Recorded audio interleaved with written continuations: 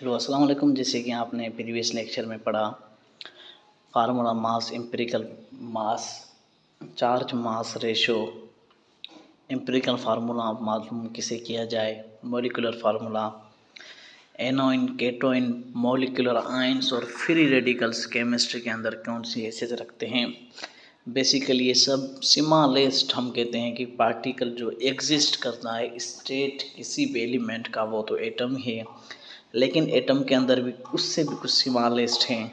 Basically हम all over atom को as आ neutral species कहते हैं कि एटम क्या है, एटम तो खुद न्यूट्रल स्पेशी है।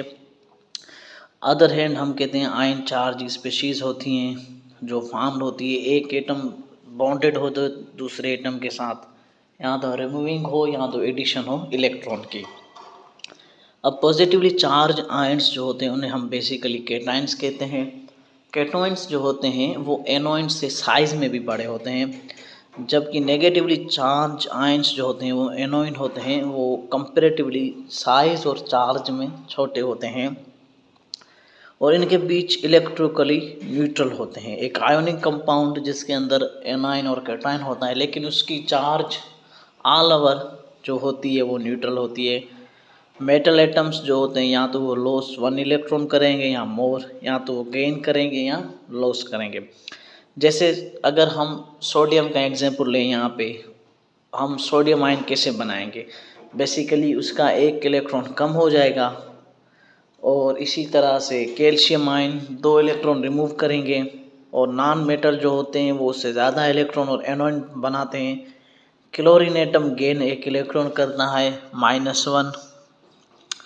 इसी हिसाब से ऑक्सीजन 2 इलेक्ट्रॉन गेन करता है -2। बेसिकली जो माइनस साइन है वो ये शो करती है कि इसको आया 2 इलेक्ट्रॉन ज़्यादा हैं।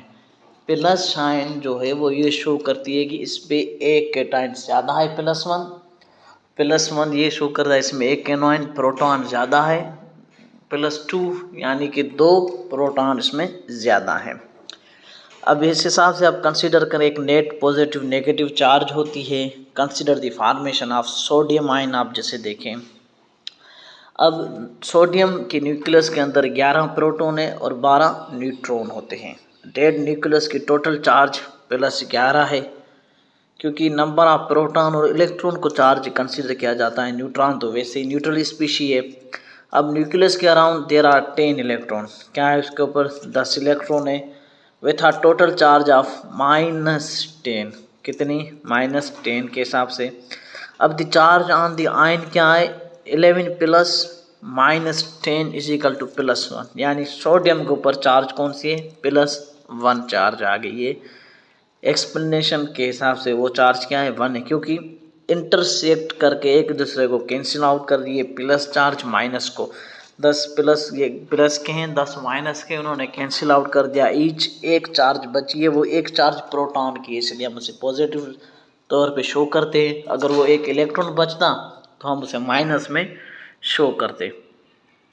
अब वेन मोलिकुलर आयन क्या है, हम कहते हैं कोई भी मोलिक्यूल या तो वो लॉस करे या तो गेन करे एक या उससे ज़्यादा इलेक्ट्रॉन, और स्पेशीज का मोलिकुलर आयन कहते हैं।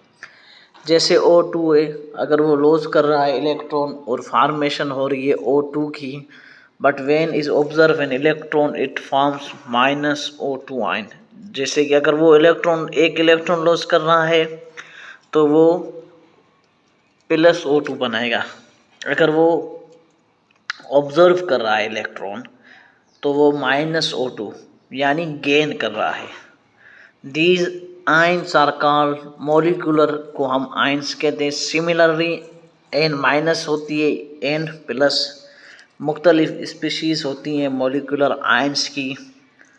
ये ज़्यादा देर तक एग्जिस्ट नहीं कर पाती हैं क्योंकि इनकी लाइफ बहुत शॉर्ट होती है, और मोलिकुलर आयंस कोई भी आयोनिक कंपाउंड नहीं बनाते। बेसिकली ये रिएक्शन में कुछ देर तक नज़र आते हैं, बहुत ज़्यादा रिएक्टिव स्पीशीज़ होती हैं मोलिकुलर आयंस, इसलिए।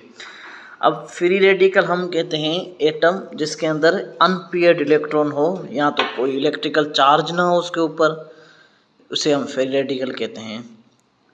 उसके ऊपर कोई इलेक्ट्रिकल चार्ज भी ना हो। सब्सटेंस हेलोजेन्स हो जब देयर मॉलिक्यूल फ्री रेडिकल्स होते हैं।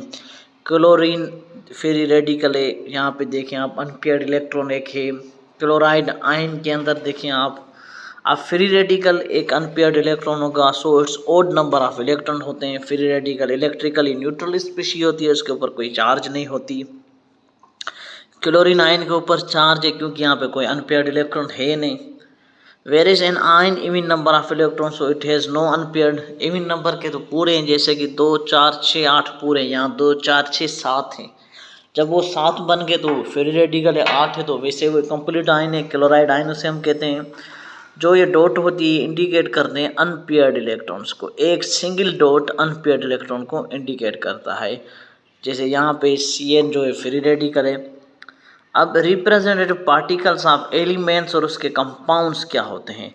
ये रिप्रेजेंटेटिव पार्टिकल स्पीशीज प्रेजेंट होती हैं सब्सटेंस के ऊपर, एटम्स के ऊपर, मॉलिक्यूल्स के ऊपर, यूनिट्स होते हैं, एग्जिस्ट करते हैं। जैसे कार्बन एग्जिस्ट एटम की स्टेट भी एग्जिस्ट करती है। Elements have same size, compounds have different size. जैसे बहुत से एलिमेंट्स की एटम साइज सही होती है लेकिन उसके कंपाउंड डिफरेंट बनते हैं क्योंकि रिएक्शन के हिसाब से वो चेंज होते हैं।